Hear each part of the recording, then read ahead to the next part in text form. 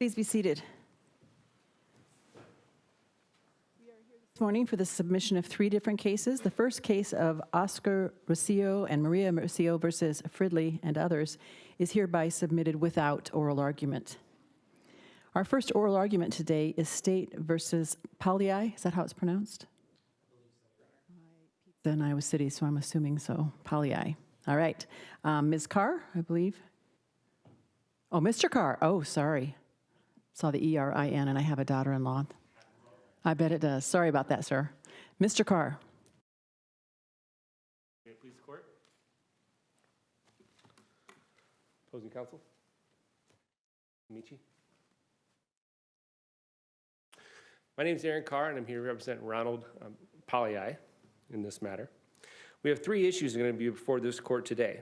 That is whether the district court's subject matter jurisdiction to assess costs in IDFR in a dismissed case can derive from case law. And if not, can a person then waive, or Mr.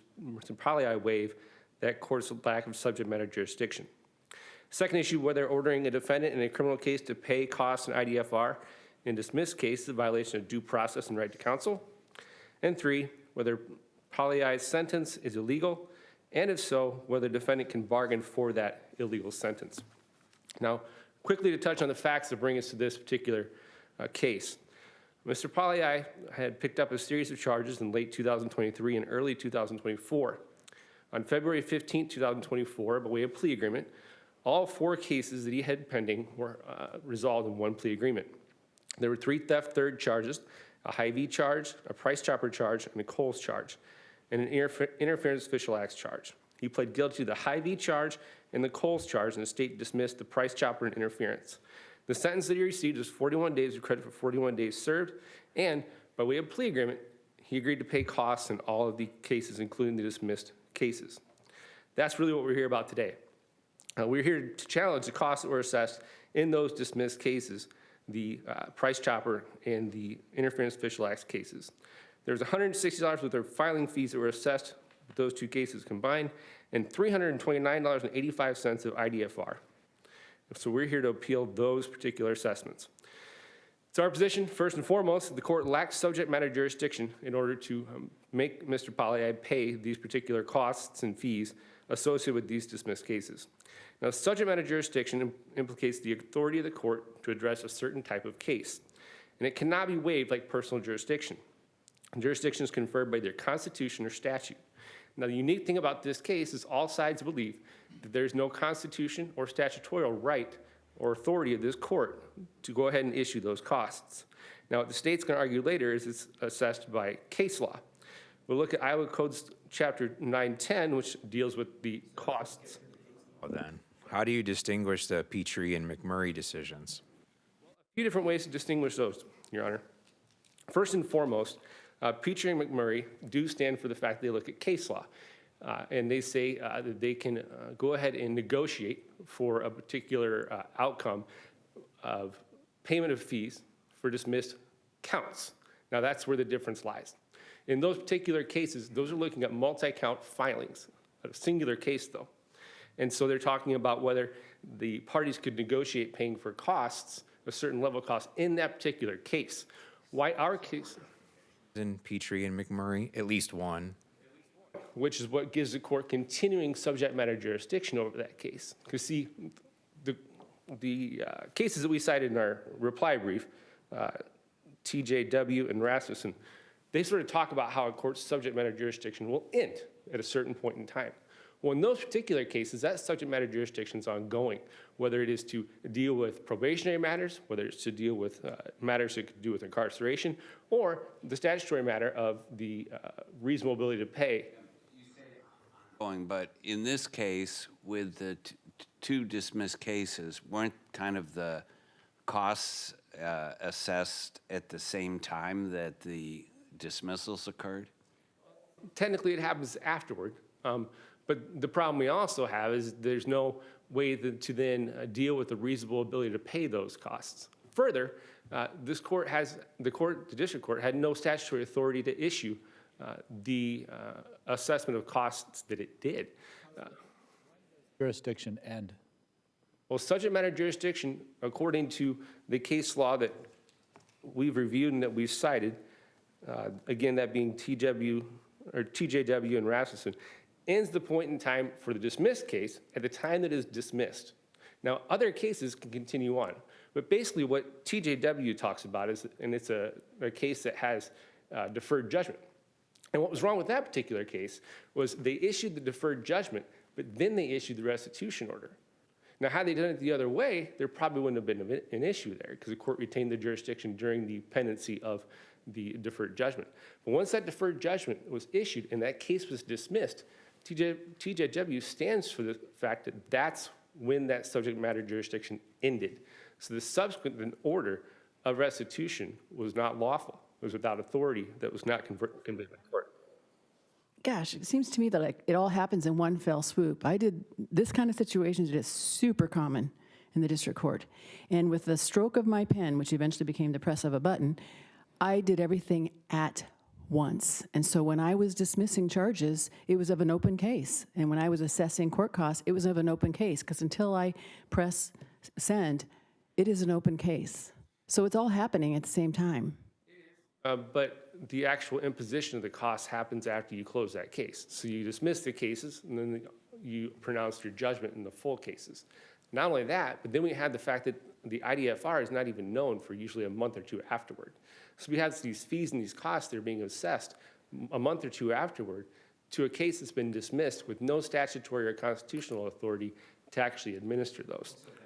Really a question of authority and not jurisdiction. So, if you think about attorney's fees and costs in other contexts, we say those are collateral matters that the court has continuing jurisdiction over. I'm not sure why criminal cases would be any different. It seems like it's really when a court is dealing with a sentencing issue or a dispositional issue, there has to be some statute. The parties just can't bargain I know the statute says you go to prison for 5 years, but we think that you should just go to the jail for 60 days. And its costs are kind of the same thing. If there's no statute, there's no authority. I'm not sure why you think it's a jurisdictional issue. I think it's jurisdictional because, the way somebody put it to me the other day when I was talking about authority versus jurisdiction is authority can be with the court sometimes being able to say yes or sometimes being able to say no. In other words, the court can exercise its authority. With subject matter jurisdiction, the answer is either always a yes or always a no. With subject matter jurisdiction in this particular case, the reason we think it's subject matter jurisdiction is the question is, does the court have the authority to issue costs and IDFR in a dismissed case? And the answer is clear in the statutes. It's no. It's always no. It's never yes. Now would apply to victim restitution too, right? Victim restitution would not be allowed. If Price Chopper, said we don't care, you don't need to pursue this. We just want to get reimbursed for the alleged theft. That couldn't be done without a conviction. So that would be putting victim restitution for a case that's been dismissed, and there's no authority that would allow for that to be done. And I think that's probably instructive as to why they pled to a case where they actually had proof of restitution in this particular case, that being the Coles matter. So we think that if we look at some of the language, even in McMurray, that the state cites, it talks about the fact that the court supplemented in McMurray and found this sort of case law solution, if you will, to the apportionment, because the statute in that particular case was silent. It left an unintentional silence. That's not what we have in the statute here. If you look at 815.9, it is not unintentionally silent. It's intentionally silent as it relates to dismissed cases. I'm going to let you guys monitor your time. I saw you guys going to do split the time, and I think you've got about a minute and a half if you're going to go down the middle.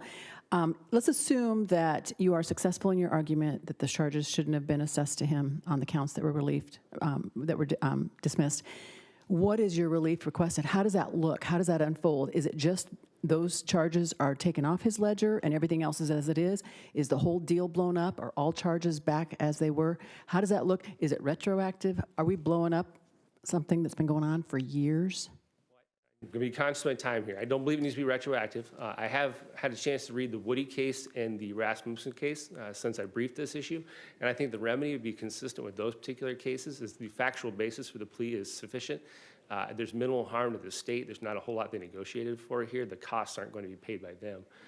And so I think that the remedy would be consistent with Woody and Rasmussen. And I'm going to let the remainder of the time go to Demichi.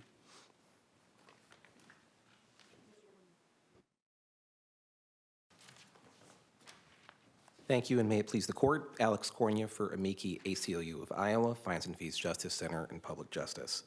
I wanted to address a few of the things that my colleague, Mr. Carr, had mentioned just about subject matter jurisdiction. First of all, I want to start with distinguishing the TJW case, which dealt with the order in which events happen, and point the court instead to the Rasmussen case, which was addressed and decided that same year. In Rasmussen, as the court probably remembers, a no-contact order was issued in a dismissed simple misdemeanor.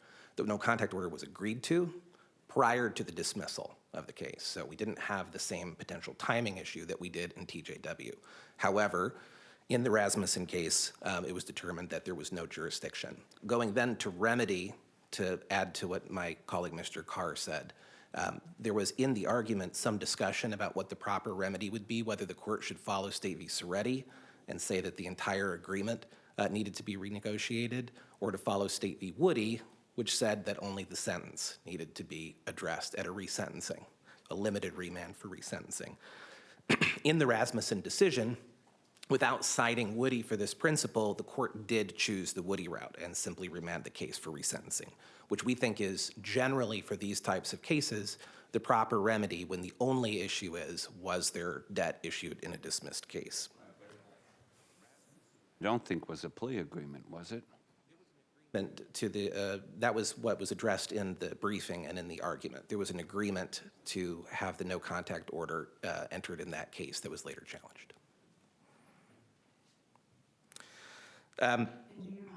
Mr. Carr, that it would not be retroactive?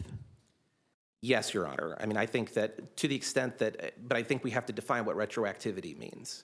Retroactivity, I think, might not apply to the continued enforcement of a judgment that was entered in a dismissed case, because that's not going back and, for example, issuing a refund for payments or anything like that.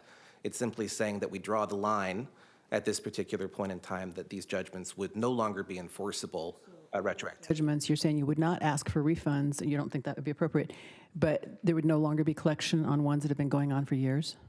I think that that would be hard to do if we determined that these were entered in excess of jurisdiction, or alternatively as an illegal sentence. To be able to continue to act as if these judgments were in fact valid. Go back in time and stop any payments that are coming in on old cases? I would frame it as that we're not going, and this is a common practice, which is one of the reasons why, as we highlighted in our brief, there is quite a lot of this debt that has remained on the books for many years, unable to be paid. I mean, I think the collection rate for attorney fees generally is very low. Though, right? If it's a standalone charge that's dismissed, it's the imposition of a civil liability, but it's not a sentence, correct? I think in this particular case, as maybe distinguished from what happened in State versus Mathis, where you did have a standalone charge with no other convictions as part of a plea agreement, it's a much sort of more informal agreement, if there was an agreement. I know that was contested. But in this particular case, this is part of an overall plea. So as we talked about it, you know, as the Chief Justice said, this was all done at once, probably with a click of a button. In addition to that, accepting enforcement through contempt, which is prohibited by State versus Sloiter, there are many different ways in which owing this particular debt to the state can impose more than kind of typical civil ramifications. For example, it's a bar to expungement for under 901c2. Potentially, although this would be an open question of law, after the McCallie case that was decided a couple of years ago, it might be failure to pay some of these debts from a dismissed case may or may not factor into a sentencing decision in a later case. To get reimbursed, could they instead say, enter into a deferred prosecution agreement and say, Mr. Pagliai, you pay these amounts by so-and-so, and then we'll dismiss those charges? because that was a point that I wanted to make sure that I addressed, which is distinguishing this situation from those types of deferred outcomes, so a deferred judgment, a deferred prosecution, et cetera. Those cases are different than what we have before us because those are situations where the statute allows the court to effectively pause the case to allow for one of at least two different outcomes to occur. Either the person meets the terms of deferred judgment and the case is ultimately dismissed, or they don't, and the case ultimately proceeds to whatever further proceedings, conviction or otherwise. The three thefts, one could argue they're sort of similar. They were all retail thefts, similar amounts. I don't know what the circumstances were. Could the parties, in order to resolve the cases, have stipulated that they would be consolidated into one case, and then Mr. Pagliai would agree to pay the cost for all three? In general, going to be very rare for the cases to be consolidated just because of principles of severability. Rule of Criminal Procedure 2.6 sub 1 says that in an indictment, you put together cases that are either part of the same factual transaction or part of the same common plan or scheme. In this particular case, there were no such allegations that I'm aware of in the record that any of these cases were related to a common plan or scheme. Certainly, they were parts of different factual transactions. Is it possible that there could be some sort of waiver to that effect that would not run afoul of other constitutional principles that underlie things like severability? I think is not a question before the court and not one that I have fully considered. But I suppose it may or may not be possible. These things, because one of the things we have to think about, and you do too in your position, is sort of unintended consequences. Would this make it less likely that in a situation where there's a simple misdemeanor as part of the group of charges, that the simple misdemeanor would be dismissed? In the other case, the simple misdemeanor had minimal costs. The major case that had costs attached to it was the aggravated misdemeanor that was dismissed as part of the overall agreement. You're saying, oh, that's so minimal, don't worry about it. No, that's true. I mean, I was planning to get to the second part, which is it is possible that this will affect how plea agreements are made in the future. It is also possible that it won't. There's so many factors that go into a bargain, which has to do with the strength of a case, the philosophy of a county attorney, whether they feel that they should pursue these sorts of agreements in general, whether they feel that there's something else that would achieve the proper rehabilitative effect, et cetera. This is one of many different factors that goes into it. So I think it's difficult to say whether or not it's going to change a lot or a little or probably is. Favor of the Soretti remedy. If we think that where there's multiple charges and these were kind of all bargained for as one package, why wouldn't the remedy then to undo the plea agreement and let the parties rebargain in a way that reaches a lawful result? I think that the result that this court reached in the State versus Rasmussen decision is the correct one when there is no problem with the underlying factual basis. Soretti was important to go back and renegotiate. And my recollection is that it wasn't that there was a plea agreement to enter the no contact order on the dismissed case. It was there was no objection to the entry of the no contact order in the dismissed case. So there wasn't a plea bargain to undo on that sentence. And here there is a bargain. The case, but then I would say that similar to State versus Woody and dissimilarly to State versus Soretti, where you had a concurrently charged attempt and then the actual offense itself, Soretti was really about a problem with the underlying factual basis. Even though it wasn't really couched in those terms, that plea is not factually possible.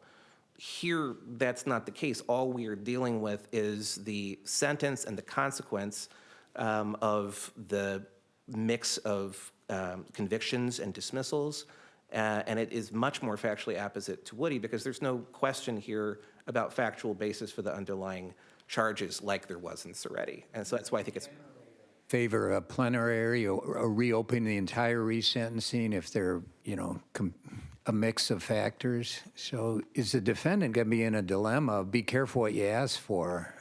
You may end up worse off. This guy could end up with 4 convictions. Follow State versus Woody and not State versus Soretti, which we believe to be the appropriate approach here. I don't think that they could end up with 4 convictions. Could there still be a be careful what you ask for element to it? I mean, even resentencing carries risks. And it's possible that, there could be variations in the sentence that upon resentencing. Before, potentially. I'm just thinking back, hearkening back to my prior days. And that was a big negotiating chip for prosecutors, getting rid of charges. And why do you think that wouldn't happen? Sorry, I'm running low on time, and I just was going to ask you to clarify the question to make sure I understood. Envision there would ever be 4 charges on a situation like this. What makes you say that? For convictions, because in this particular case, there were 2 convictions and 2 dismissals.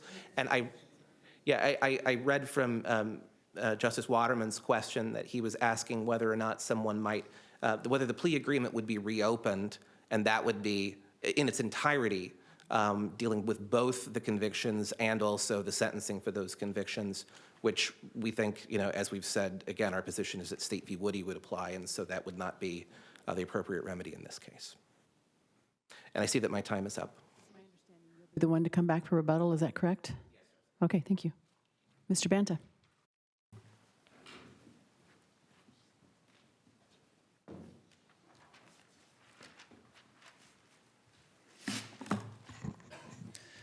Madam Chief Justice, and may it please the court, it's a privilege to be here today. This morning, Mr. Pagliai is trying to transform this case into a subject matter jurisdiction issue. And I think I know why.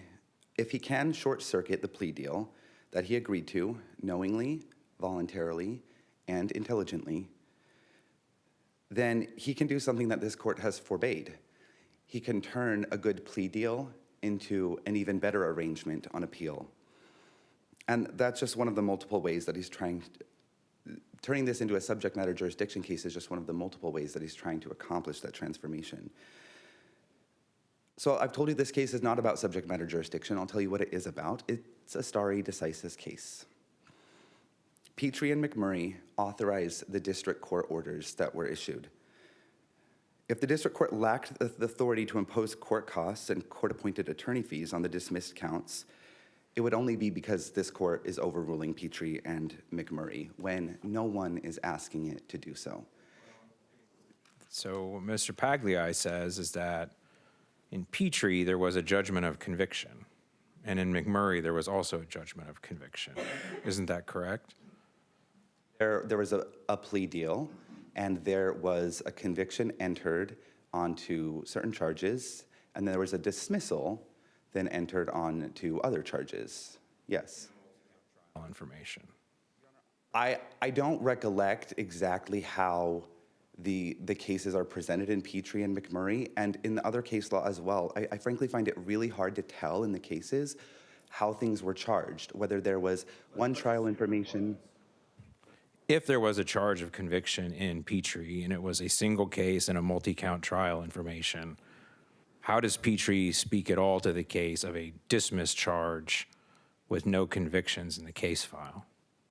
There are, in this consolidated case that's resolved under a uniform plea agreement, a global plea agreement, I think the boundaries that I understand you to be drawing are somewhat artificial and overly formalistic. They also can cut both ways. On the issue of an illegal sentence, to me it is, I cannot overstate the state's concern on the point of concluding that this is an illegal sentence. Well, let me take you back a second. In your brief, you concede that there's no statute that authorizes this disposition. Is that right? That there is no statutory authority to assess these costs in a dismissed case. There is case law that authorizes that practice, Petrie and McMurray. Says this case involves A defendant who is charged by trial information in 3 separate counts with possession of a controlled substance with the intent to deliver, he is convicted of one of those, and the issue is the allocation and apportionment of dismissed charges where there's a judgment of conviction, which is authorized by statute 910.2. So how does Petrie speak to this case where you concede there is no statute authorizing the assessment of costs? Petrie and McMurray stand for the proposition that district courts can order defendants to pay court costs and indigent defense reimbursement in connection with dismissals. Whether the case is presented in 4 case numbers as it is here and then resolved in a global universal plea deal, or whether it's charged in a different matter, I think again is an artificial concern. It's far less important than the consequences that would follow from overruling Petrie and McMurray. And Artificial, but, you know, it's kind of a thing that we follow a lot in this system. I mean, we have a concept of a case. And we do a lot of things by case. This wouldn't be the first time, right? case law, it's very difficult to determine how things are charged, whether cases were consolidated. I would imagine there are countless opinions from this court that don't explain whether something was charged in 1 trial information or in 6 trial informations in one case, or whether cases were consolidated. It's not spelled out that clearly. And I think the far bigger concern. Hard. I mean, here's the first sentence of McMurray. In this appeal, we primarily consider whether the district court properly assessed court costs and court-appointed attorney's fees in the prosecution of a multi-count trial information when one of the counts resulted in a conviction based on a plea of guilty and the other counts were dismissed. That's not this case. This is a case where the entire case was dismissed and there's no judgment of conviction. So how do Petrie and McMurray speak to this case? Your Honor, I'm surprised to hear that there's no judgment of conviction when there's an insistence that there is an illegal sentence here. The Pagliai is arguing that this sentence is illegal, and an illegal sentence can be corrected at any time. And they were sentenced to jail. That would be an illegal sentence, right? Is acquitted and sentenced to jail, I do not agree that that would be an illegal sentence. I agree it would be an illegal order, but there's a difference between an order that is illegal and a sentence. A sentence has to be accompanied by a conviction. The definition of a sentence is the judgment formally pronounced by the court or judge upon the defendant after conviction in a criminal case. That's a definition that comes from this court's precedent, Clouda versus 6th Judicial District. It's citing Black's Law Dictionary. The current definition in Black's Law Dictionary tracks that same thing. Not an illegal sentence, but it's a disposition not authorized by statute. I think you agree with that in your brief. Accurate way to have described cases like Rasmussen and Brown. In State versus Brown, there's an order consolidating the cases on appeal here in this court. And that order says that State versus Brown held a district court could not assess court costs against a criminal defendant in a dismissed case, and to do so was an illegal sentence. So I'm urging this court to be more precise in the way it uses the term illegal sentence.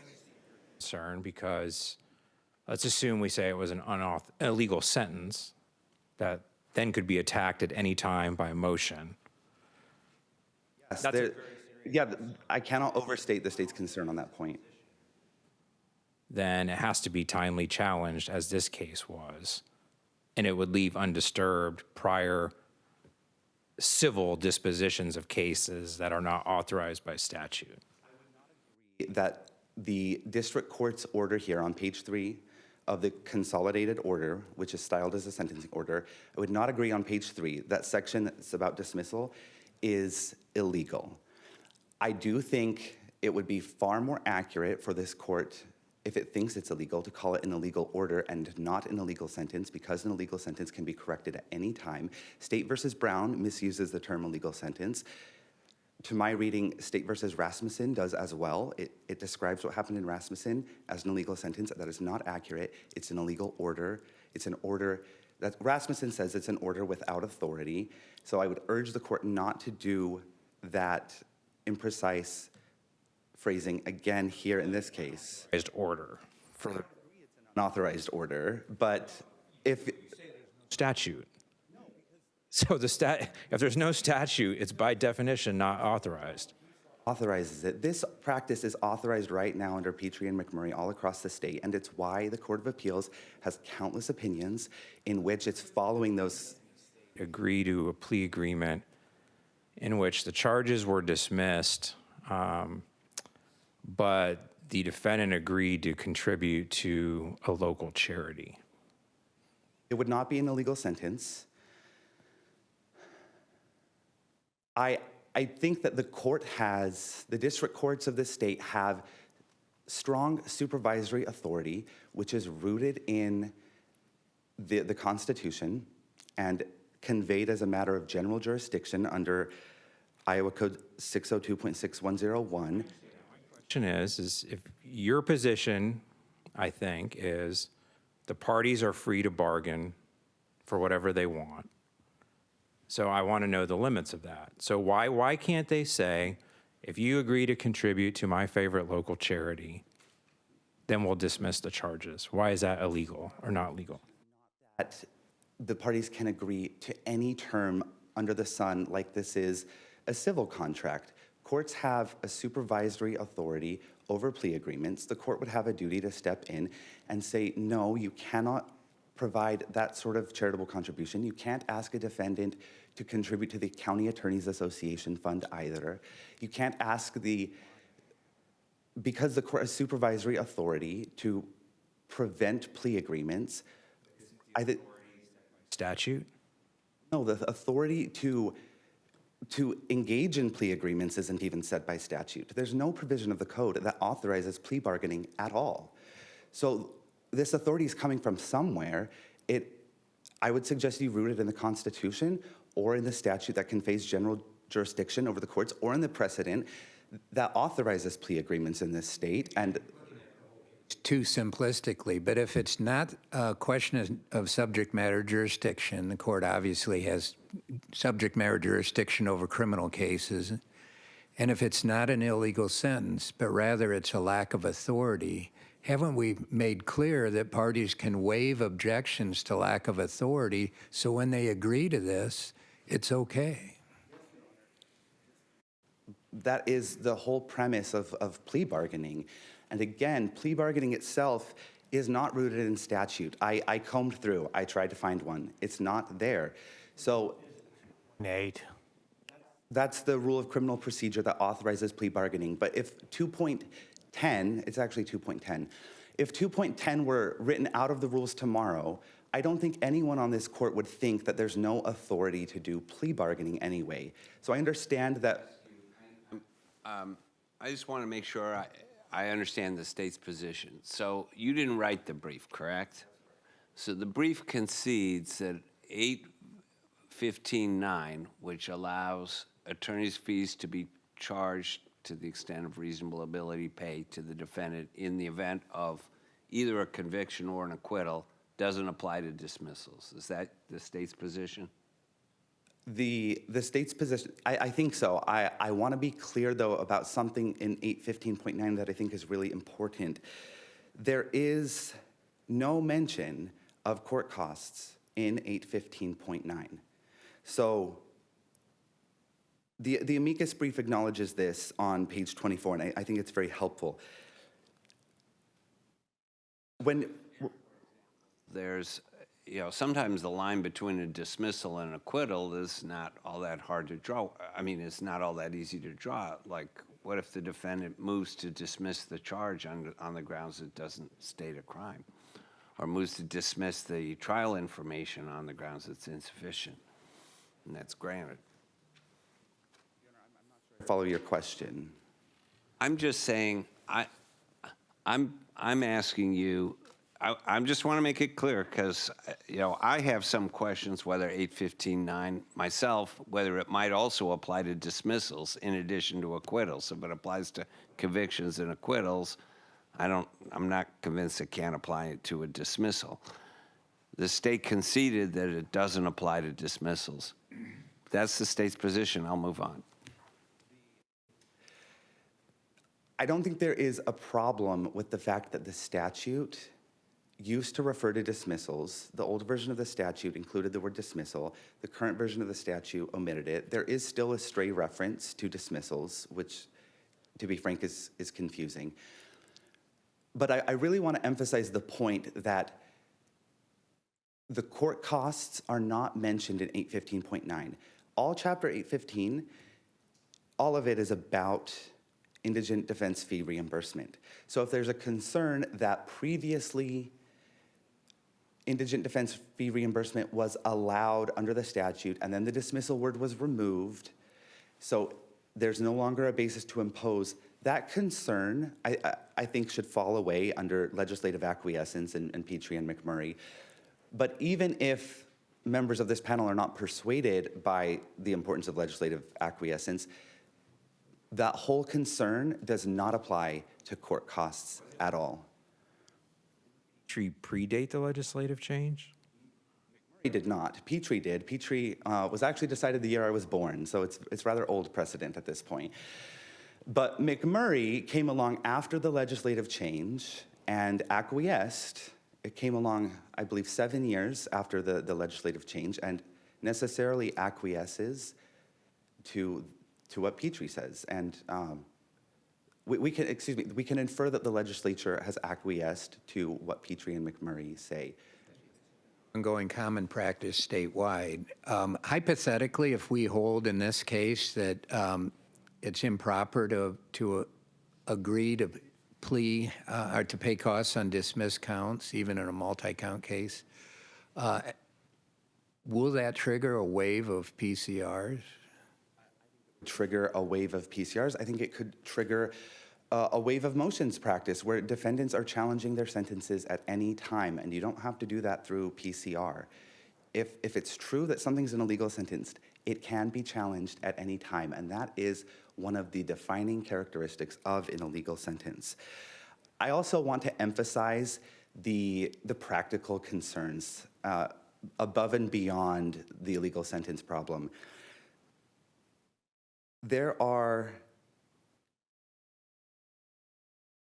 Mr. Pagliai's attorney, Pagliai, said it's possible this will affect plea bargaining. I disagree. It is absolutely certain that this will affect plea bargaining in a hugely significant way across the state. My second year of law school, I interned in the Lynn County Attorney's Office, and it was my job to do simples in the basement. I had 4 cases on the hour every hour for 4 hours. And I had defendants victims who would come in and say, you know what, my younger coworker, he's 30 years younger than me, punched me in the face over a bet. And if he just apologizes to me, I'm fine to let this go.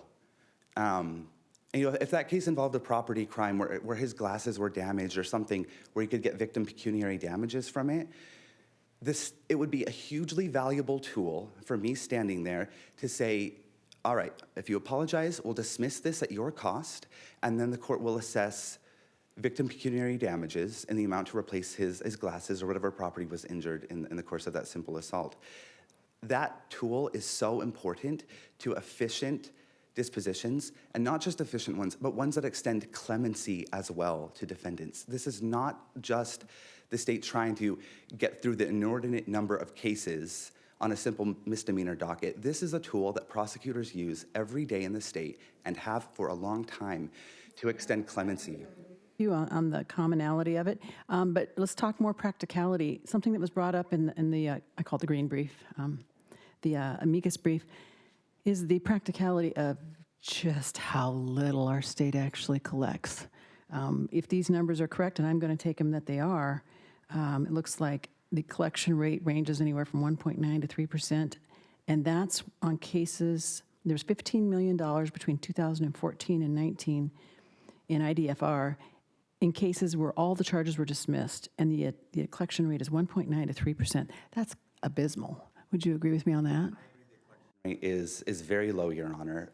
I don't know what bearing that has in this context. If this is an equal protection challenge where tailoring matters and you have to actually look at whether the means are appropriately situated and designed to achieve their ends, that potentially could be relevant. But that lack of efficiency or effectiveness, again, it's a tailoring concern, and I think it's one that would absolutely survive a baseline equal protection challenge.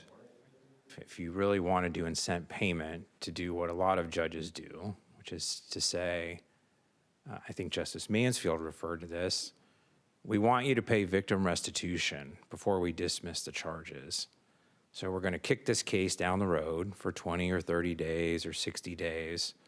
When you've paid victim restitution, then we'll go ahead and dismiss the case. And then you can make sure it's done beforehand, instead of just coming to an agreement saying, we'll dismiss the charges, we're going to throw victim restitution on there, and now you've just got this pile of court debt with very little incentive to actually pay it. It seems like this is undermining the purpose of what you're proclaiming it advances. And I've done that many times as a district court judge, particularly in shoplifting and theft and, unemployment compensation fraud. You just leave the case open until all the restitution's paid, and then you make sure there's an actual collection, and it really puts some teeth into the statute.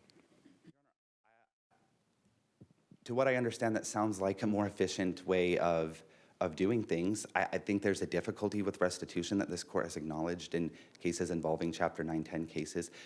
The parties don't show up to sentencing or whatever hearing's being had, dismissal. They don't show up ready with those figures for whatever reason. I would love it if they did. I think there are statutes that exist in Chapter 910 because we know that as a practical matter, this doesn't happen. I would prefer your more superior or idealized version of doing things. The state would ask this court to affirm. Thank you. Mr. Kornya.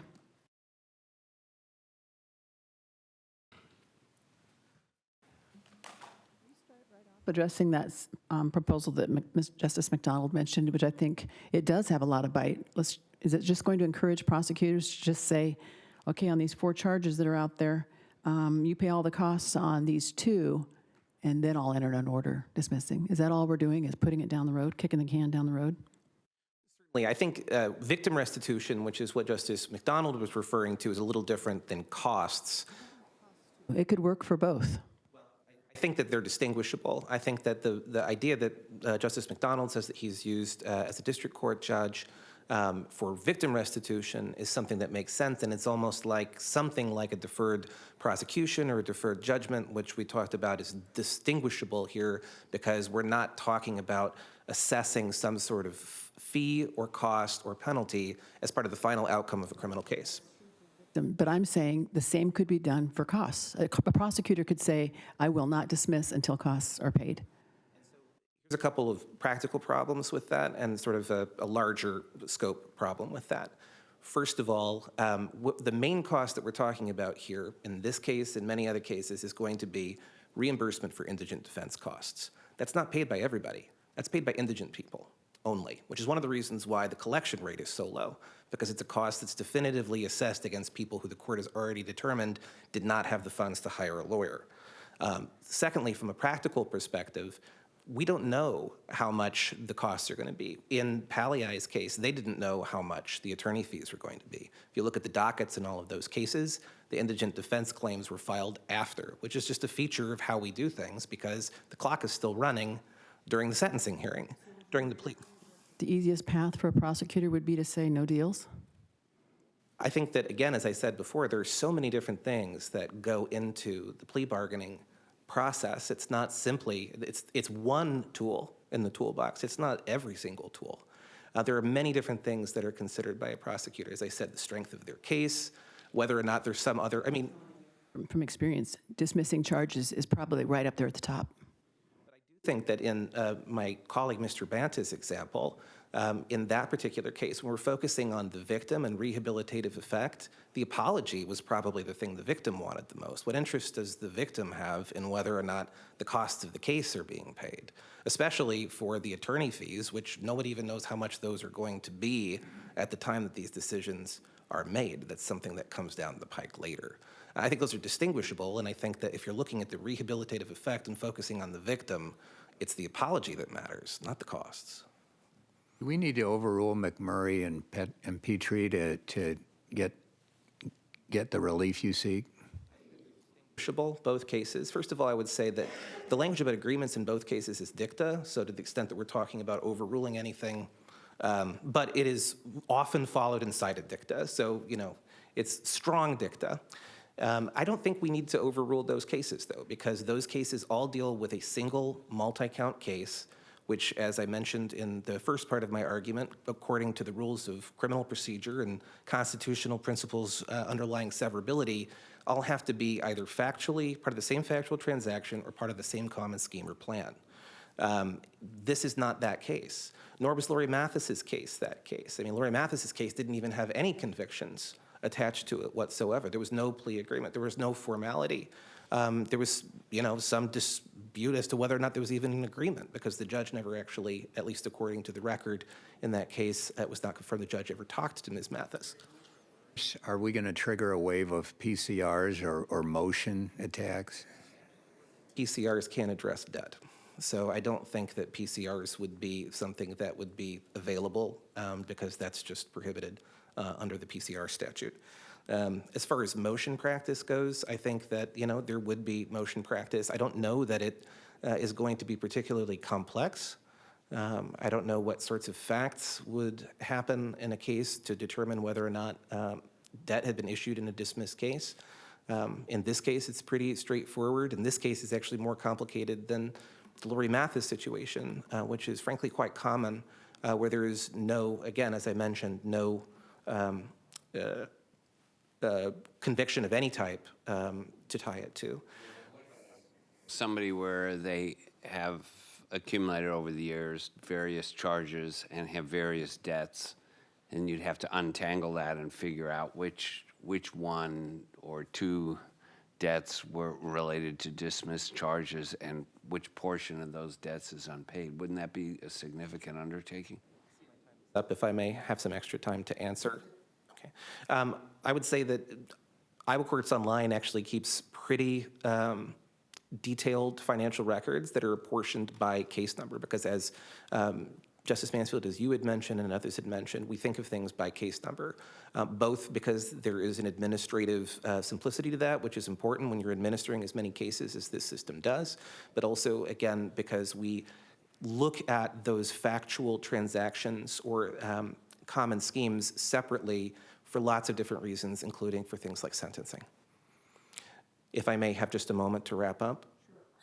So we believe that the proper outcome in this case is to remand for resentencing, to remove the dismissed charges, the charges assessed according to in the dismissed cases in order to make sure that the sentencing comports with the statutory regime and, of course, constitutional provisions. Thank you. State versus Pagliai is hereby submitted, and we'll have a brief pause while we prepare for the next hearing, which is Beecher versus Iowa Department of Revenue Alcohol Beverage Division.